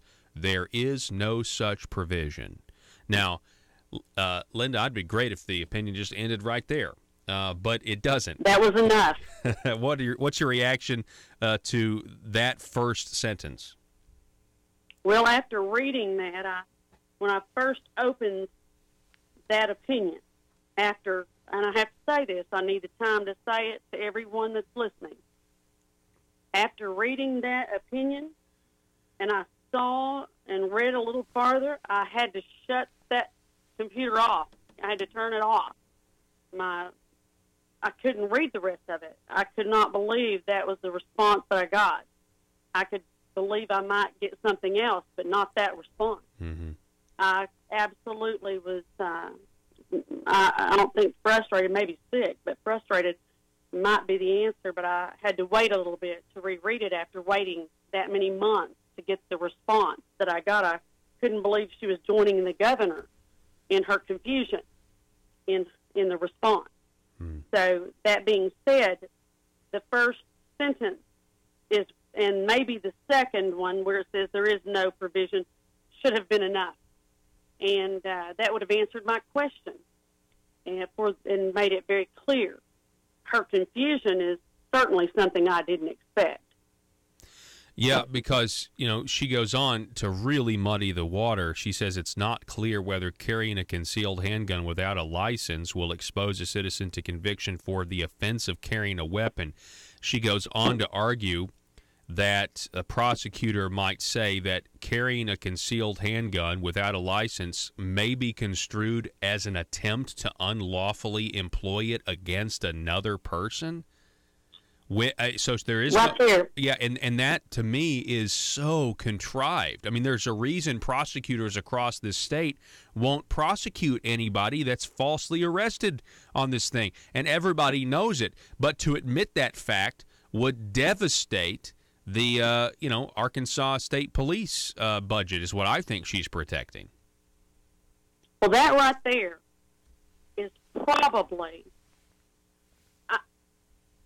I think that the general might want to I might want to send this back. Of course, that's probably my plan. I have to give you and her a heads up this morning, because the prosecutors, if that were the case, and I'll have to tell you, I remember when the governor sent his letter to the colonel of the state police, Colonel Bryant. You know, Colonel Bryant can read the law, and the state police have not had a problem. And I was embarrassed, I have to tell you. I have to say this, and I have to say to the general, I have to tie these two things together right now, because I'm disappointed that she's so confused, because you see, the colonel can read and they understand the law. We've not had a problem with the state police wrongfully out there going and arresting people, and we've not had prosecutors wrongfully prosecuting people, and they don't have a problem from county to county misinterpreting the laws either. And if we were having such a problem with them misunderstanding the laws, and see, the legislators have this law just like we have wanted it, we do not have a problem with this and the Constitution. I think we've got these laws just like we like it. But because the governor has a problem now with his confusion, and he's sent out a letter to Colonel Bryant and is confusing the people more, and now we get this letter back from the AG, I can tell you very clearly, the prosecutors that we contacted a few years ago and asked the prosecutors would they arrest people, it was very clear. I can tell you what my prosecutor said. We were around during the time this law changed. We know the intent of the laws, and it'd basically be foolish if they did that, and they can read it. Yeah. So why is our AG having a problem? I don't know, and that brings me to my next conclusion. A couple of times in this letter, she says that that legislative clarification is certainly warranted, and that's very scary to me, because she is essentially giving the legislature a softball, and to try to step up and try to correct something that doesn't need correcting. It just needs people to admit what the law is, and that's what's frustrating. Because wait, Paul, go ahead. I have to correct you there. She's the Attorney General. She's not a legislator. She's not a lawmaker. And we are the lawmakers. And so since she has put a personal opinion there, and that's not a legal opinion, that's not the law. And that is not I think that should have been left out of her legal opinion, and that it was very clear the first parts of that letter was the answer to the question. If there was if we have had an issue of wrongful arrest, then we would be seeing some, or if we saw problems in those arrests, if we started seeing issues, then we would have some actual, case laws there that we could use for, something she could cite. She doesn't have that. And she didn't do that. So I have to correct. No, I appreciate that. Yeah, she doesn't have that. Yeah, her saying legislative clarification is needed is an opinion that is separate from any analysis of what the statute is saying here. It's deviating from what your original question was. But my fear is, Linda, we're talking with Senator Linda Collins Smith, is that this is now opening a Pandora's box. I don't trust especially after last session with what happened with the enhanced carry bill and how that turned into just absolutely more regulations and more red tape, more money to the government to exercise their Second Amendment rights. If they try to clarify Act 746 or the code that allows people now to open carry, and now we have people admitting that there is no penalty for carrying a weapon without a permission slip from the government, if they try to clarify it, they're going to strip us of our rights. That's the only way they can go. To clarify it would be to strip us of our Second Amendment rights in the current law. Do you agree? I agree that what you might be seeing here is that the Attorney General possibly could be following in the governor's footsteps. waiting for the primaries to be over to answer something that they've told me they've had written. And possibly, as I'm stating this, that now she's confused on the law, that there possibly could be all kinds of problems. Well, possibly something could happen. They could stump their toe when they fall. And yes, I'm frustrated to have received some type of an opinion like this. And so I do believe that I will send my response that I had written when I contacted the Attorney General, saying it was time to get that response to me, and I was thankful she sent it on Friday. Apparently it's dated on Friday, and it came this weekend, of course, and was there for Monday for everyone to find.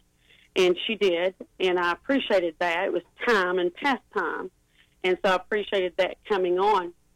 But it's my letter that I was drafting to send to her that I told I was sending. I will send back with a copy of this, asking that, letting her know that the part that was important in this letter was the first sentence or two, but that the rest of that really has nothing to do with what I requested, and that there is no confusion with our state police, and they have no problems, and prosecutors are not falsely arresting people. We're not having issues, and I do think the Supreme Court can handle any of those things should they arise. That doesn't seem to be an issue right now. And if she has some other issues, then I think she can contact us. Yeah, it's almost as if, the way this is written, it's some sort of Washington, D.C. speak. And I almost think that maybe this might have actually come from the governor's office instead of the AG's office, because the law is clear that you are not guilty of possession of a gun or possession of a weapon unlawfully unless they can prove that you are going to employ it unlawfully against another person. She is now saying that carrying a gun, even though there's no penalty for carrying a gun without a concealed handgun permit, she is now saying that if you do carry without a concealed handgun permit, that can be proof that you're going to unlawfully employ, that proves intent, that you must be about to unlawfully employ that against another person, is what the law says. That is legal gymnastics. That doesn't make any sense. And matter of fact, it means that there's now a conflict between what one part of the law says and what the other part of the law says. And the AG maybe was saying that and trying to stretch that, but that is not what the intent of the law is, and constitutionally we have the right to carry. Yes. And she can't change that in anything she writes in that opinion, because that makes that opinion not worth anything, because constitutionally we know we have that right. And we have the inalienable right, and we know that. What are they scared of? Senator Linda Collins-Smith, are they scared? Do you think they're scared of letting us, of revealing what our rights are? Well, I don't know what she may be afraid of, or what the governor may be afraid of, and what all of their confusion is. But the people of Arkansas that are law-abiding citizens want the right, and are going to make sure that they have their rights. The thing that we have to do is make sure that we let people know what their rights are. But you know what is so disappointing? Come November, what they're going to remember and what they're going to be disappointed is that in the primary elections that only 18% on the average turned out to vote. And they can't change that come November. Yeah, that's true. That's true. Senator Linda Collins-Smith, I appreciate you coming on the program and shedding light on this. Thank you for writing this letter, and I look forward to what your response will be to this opinion that you got a response to. I appreciate it. Thank you so much, ma'am. I'll go through this some more, and we'll take care of it, and we'll have another visit. Thank you, All Paul. right, thank you. Senator Linda Collins-Smith, everybody got to go to break. Back in just a moment. Buy, sell, and trade at Triple R Pawn in Ash Flat. Firearms, computers, sporting goods, musical instruments, tools, jewelry, and everything else you can think of. It's all at Triple R Pawn at the Light in Ash Flat. Gun enthusiasts, log on now to TripleRPawn.com and browse their amazing inventory. That's rrpawn.com. You can also call them at 870-994-PAWN. That's 870-994-7296. Let the great team at R Pawn help you find what you're looking for. That's R Pawn at the light in Ash Flat, rrpawn.com, or call 870-994-PAWN. Russellville-based firearms manufacturer Omega are making clones of the most notable German firearms in the world. These delayed rotor-lock firearms have been and are currently used by law enforcement and military worldwide. At Omega, they manufacture their guns right here in Arkansas and produce the best reproduction in the marketplace that comes with a complete 5-year warranty. At Omega, they take firearm manufacturing seriously and offer discounts to active and retired law enforcement. Whether you're using Omega firearms to defend the public, defend your family, or for target practice, Omega has your back. For pricing, go to omega-guns.com. That's omega-guns.com. If you're like me, you believe that small business is the heart of Arkansas's economic engine, and it should be viewed that way by the politicians in Little Rock. Conduit for Commerce also believes, like you and I believe, policies that achieve less regulation and lower taxation help small business in Arkansas thrive. Other policies like small, constitutionally consistent government and reducing citizen dependency on government keeps it from growing and expanding its influence on our daily lives. Conduit for Commerce works every day to educate the general public and legislators on these important priorities in the name of Arkansas small business. By the way, contributions to Conduit for Commerce are tax deductible. Log on now to conduitforcommerce.org and click on Contact Us on the right side of the page. That's conduitforcommerce.org. Go there now and learn the facts on protecting small business in Arkansas.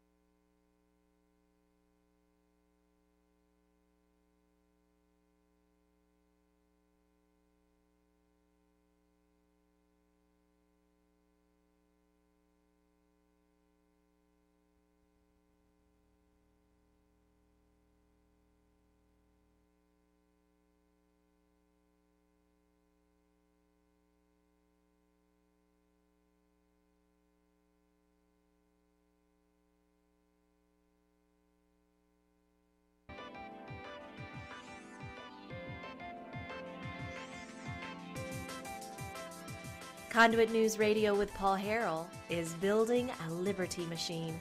Find out more at conduitnews.com. All right, ladies and gentlemen, it is that time of day where we check in with Mr. Tim Jacob from ArkansasTermLimits.org. Tim, how's it going this morning? It is going great. Thanks for the opportunity to be on, Paul. Go ahead. I just said absolutely. Yeah, go ahead and tell us, how did the signature gathering go to get term limits back on the ballot, get a nice amendment that we can all vote on this November? How did the signature gathering go over the weekend? Well, there was a lot of people working. We think we made some progress, but we are going to have to really push this next week and a half to get on the ballot. We need more signatures, and today, at any time during the day, during work hours from 10 to 6, American Tiger Firearms at 9207 Maumelle Boulevard is ready and able to take your signature. But the most important thing to do is, if you want to help, if you want to restore real term limits to the Arkansas legislature, please call us at 501-590-8260.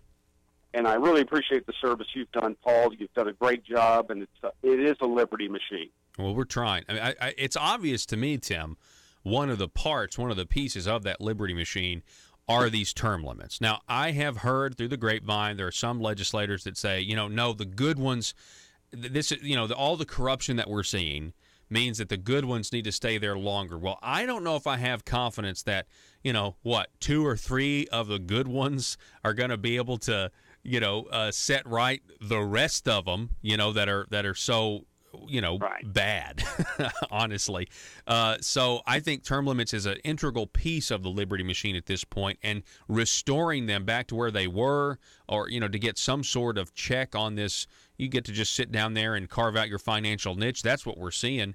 And like you have said many times, Tim, this is a bipartisan issue. Democrats and Republicans don't think you should make a career out of politics. That's exactly right. And it's not a panacea, but it is a vital, vital first step to more representative government. And it is. It's across the board, Democrats, Republicans, independents, moderates, liberals, conservatives. They all support term limits. There's no reason that the Arkansas legislature has to fight us, has to fight the people that they're supposed to be representing. So we want the term limits that have already been won in 2 landslide elections, and we want to get that back on the ballot so the people have a right to vote on an honest ballot title. So from 10 to 6, American Tiger Firearms. Give that address again. It's at 9207 Maumelle Boulevard in Maumelle in Pulaski County. We'll have more locations throughout the week. But please, if you need a petition, if you can get just a few signatures on it, if you can get family and friends on it, please call us at 501-590-8260. This is the last full week we're going to have. We need your help. We need to restore sanity to this state where the legislature doesn't run roughshod over the voters of this state. That's exactly right. Again, 501-590-8260. One more time, 501-590-8260. And Arkansas term limits will get you a petition within 24 hours, right, Tim? That is exactly right. We need your help. It's something everyone can do. Yeah, this is a no-brainer. I want to emphasize also, and Tim, feel free to respond to this. Once you guys turn in the signatures, I mean, this is something that the status quo, the powers that be, they're not going to want this on the ballot. They're going to do everything they can to throw out as many signatures as they can. So that's why, we have to double our efforts here to make sure that whatever problems that they find with this signature or that signature, that we have enough legitimate ones that make it past their little firewall. I mean, there's going to be a Marble Palace firewall against this thing, as we've seen the last time we tried to get this on the ballot, right, Tim? That's exactly right. The status quo hates this. Every lobbyist organization in Little Rock will be working against this amendment. Most politicians are against it, but we have the people on our side. We have people of all stripes, people of all colors, people of all creeds. It's a very, very popular amendment. It's one of the most popular amendments in Arkansas history, and we deserve a right to vote on it with an honest ballot title. Not what happened, not the deceptive title that was given to us in 2014 so they could triple their pay and double their terms, but an honest ballot title to find out really how the people of Arkansas feel about this issue. Yeah. We need term limits for legislators. It works right. It's reasonable.